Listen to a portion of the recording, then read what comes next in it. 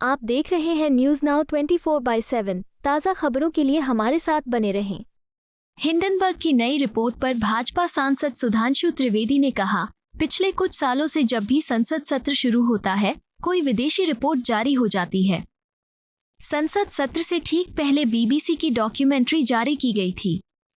संसद सत्र से ठीक पहले जनवरी में हिंडनबर्ग की रिपोर्ट आई थी।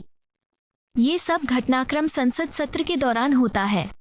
विपक्ष के विदेश से ऐसे संबंध हैं कि वे भारत के हर संसद सत्र के दौरान अस्थिरता और अराजकता पैदा करते हैं। वे भ्रम फैलाकर भारत में आर्थिक अराजकता पैदा करना चाहते हैं। अब वे सेबी पर हमला कर रहे हैं। कांग्रेस पिछले 30-40 सालों से हमेशा विदेशी कंपनियों के साथ क्यों खड़ी रहती है? यूनियन कार्बाइड के साथ क्यों खड़ी रहती है? जांच एजेंसियों की जांच का सामना कर रही हिंडनबर्ग के द्वारा इस प्रकार का वक्तव्य, और उस समय जब लगभग नियमानुसार तो संसद का सत्र चलता होना चाहिए था, और उसके ऊपर विपक्ष ने जिस प्रकार से 7 समंदर पार से उठे उस सुर में ताल मिलाने का काम किया है, यह अपने आप में पहली घटना नहीं है। विगत कई वर्षों से आपने देखा, जब जब भारत का संसद का सत्र शुरू होता है, एक मिनट इसको वो कर दीजिए, भारत की जांच एजेंसियों में से जांच का सामना कर रही एक कंपनी हिंडनबर्ग के द्वारा 7 समंदर पार से एक सुर उठाया जाता है और सारा विपक्ष उसमें ताल मिलाने लगता है। और उससे भी अधिक गंभीर बात यह है कि वो संसद सत्र के साथ उसका संबंध जोड़ देते हैं। मैं पूछना चाहता हूं विपक्ष से कि इसका अर्थ यह हुआ कि को यह पता था कि संसद सत्र के दौरान ही वो रिपोर्ट आनी थी, और यह मैं इसलिए देश के प्रबुद्ध लोगों से कहना चाहता हूं, विगत कई वर्षों से जब जब भारत में संसद का सत्र चलता है, तब तब विदेश में कोई ना कोई रिपोर्ट छपती है। याद करिए, बीबीसी की डॉक्यूमेंट्री संसद सत्र शुरू होने से ठीक पहले आई थी। जनवरी में हिंडनबर्ग की रिपोर्ट बजट सत्र शुरू होने से ठीक पहले आई थी।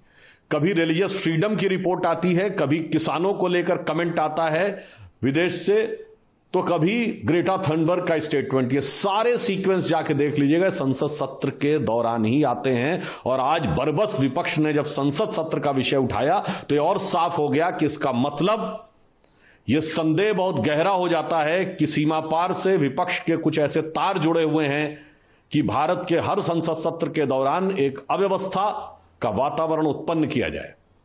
और यह बात हम गंभीरता से कह रहे हैं कि विपक्षी दल भारत में अस्थिरता और अराजकता उत्पन्न करना चाहते हैं, क्योंकि अभी हाल ही में संपन्न चुनाव भारत के इतिहास के इकलौते चुनाव थे जब 7 समंदर पार से बैठे हुए किसी धन कुबेर ने कहा, जॉर्ज सोरोस ने, कि मैंने $1 बिलियन रखे हुए हैं भारत में मोदी जी की सरकार को हटाने के लिए। कोई एक घटना होती तो किसी देश का बयान आ जाता है, तो कभी कोई रिपोर्ट आ जाती है।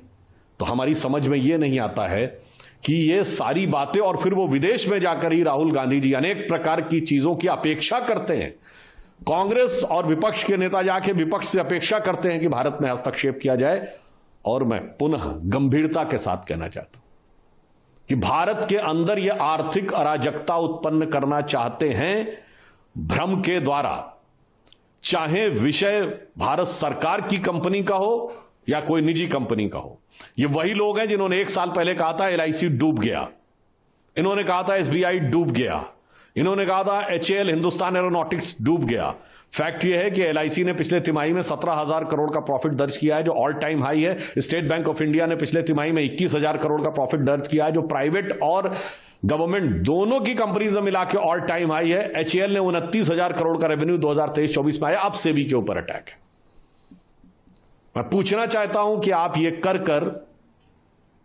क्या काम करना चाहते हैं? और मैं जिम्मेदारी के साथ कहता हूं, सिर्फ फैक्ट सामने रख रहा हूं, हमेशा कांग्रेस विदेशी कंपनियों के साथ क्यों खड़ी रहती है? आज से नहीं, 30-40 साल पहले से।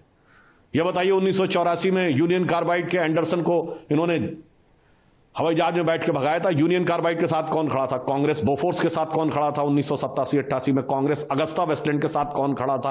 कांग्रेस। चेक पिस्टल्स वाली कंपनियों के साथ कौन खड़ा हुआ था? कांग्रेस। और बीबीसी के साथ कांग्रेस, हिंडनबर्ग के साथ कांग्रेस। और मैं फिर भी कहूंगा, राहुल गांधी जी एक ब्रिटिश कंपनी में काम भी कर चुके हैं जिसका नाम था बैकऑप्स। तो आज हम विपक्ष से पूछना चाहते हैं कि विदेश की संस्थाओं और विदेश में छपने वाली चीजों में, और आपको ध्यान हो केजरीवाल जी ये भी बोल चुके हैं कितना मुश्किल होता है न्यूयॉर्क टाइम्स में छपवाना, ये वर्ड है उनका ऑन रिकॉर्ड। तो मैं पूछना चाहता हूं एक लाइन में कि विदेश के संस्थानों से यह कौन सा याराना है कि भारत के आर्थिक संस्थान के हर विषय के ऊपर आपका निशाना है। आपको यह वीडियो पसंद आया हो तो इसे लाइक करें, हमारे चैनल को सब्सक्राइब करें।